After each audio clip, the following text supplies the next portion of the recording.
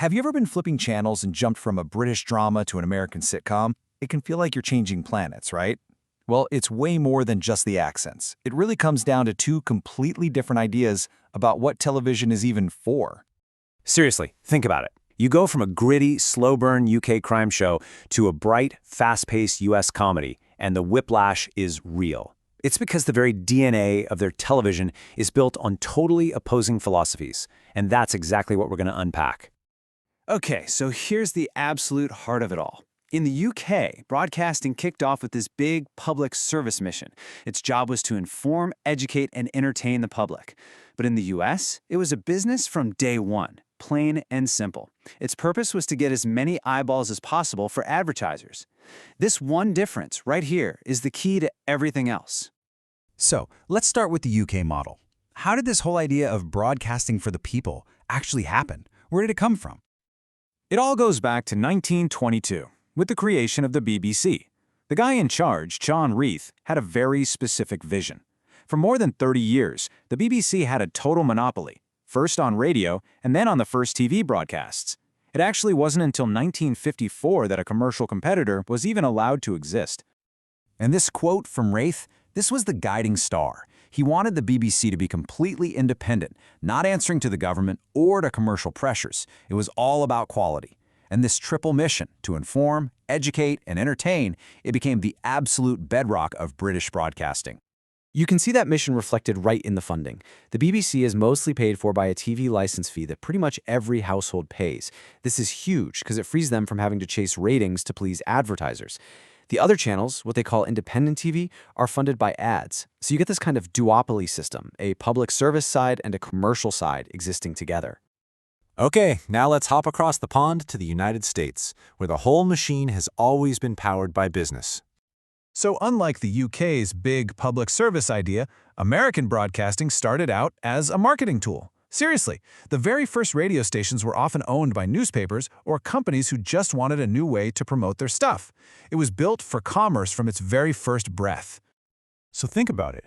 If your entire system runs on selling ad space, what becomes the single most important thing in the universe? Ratings, audience numbers. The more people watching, the more you can charge for a 30-second ad spot. This one fact drives almost every decision, from which shows get made to which ones get canceled. This chart just lays it all out perfectly. In the UK, with public funding, the BBC is ultimately accountable to the public and Parliament. But in the US, with commercial funding, who are the networks accountable to? Their advertisers and their shareholders. It's not just a small detail. It creates completely different pressures. And, you guessed it, a completely different kind of TV. Since that commercial model is so dominant worldwide, you really can't understand TV without understanding its fuel, advertising. So let's pull back the curtain and take a look at the engine behind the screen. Let's decode the language it speaks, a language that has only one goal: to persuade you. Okay, to really get how ads work their magic, we need a concept called semiology. It sounds fancy, but it's just the study of how signs and symbols create meaning. Advertisers are absolute masters of this. They use it to connect their products to powerful ideas and feelings that honestly have nothing to do with the product itself. Let's look at a classic slogan: Camel, the taste of adventure. Now, obviously, Camel isn't selling you a packaged adventure. They're selling cigarettes. But by using the sign of adventure, they're tapping into something way, way more powerful. And here's the formula, the little magic trick. They link the product, cigarettes, to this big, exciting concept of adventure. And that connection is designed to make you subconsciously associate their brand with feelings like freedom, independence, and even masculinity. See, it's not about the taste at all. It's about the feeling they're selling. Okay, so that's the theory. But how do we actually break down an ad we see every day and spot the mechanics at work? Let's get practical. Check out this ad for Bacardi. The headline immediately creates a character, right? You're responsible during the day, but you cut loose at night. Then the subhead comes in and makes it universal, suggesting that Bacardi can unlock this exciting Latin spirit that's supposedly inside all of us. Every single word is chosen to build an identity for you to buy into.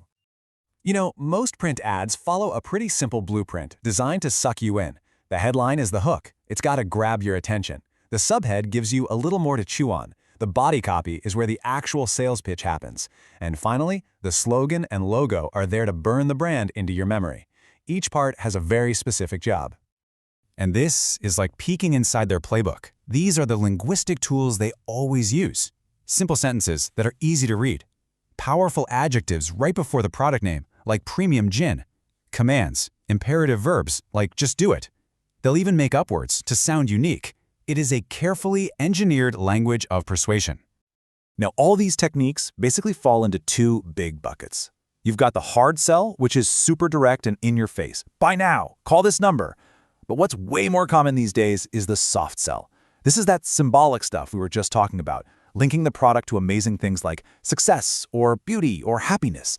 It makes you want it without anyone ever shouting, buy it. So from the very foundation of our TV systems all the way down to the ads that pay for them, these messages are being carefully crafted. And it kind of leaves you with one big question to think about. The next time you buy something, are you really buying an object, or are you buying the feeling, the idea it's been engineered to represent?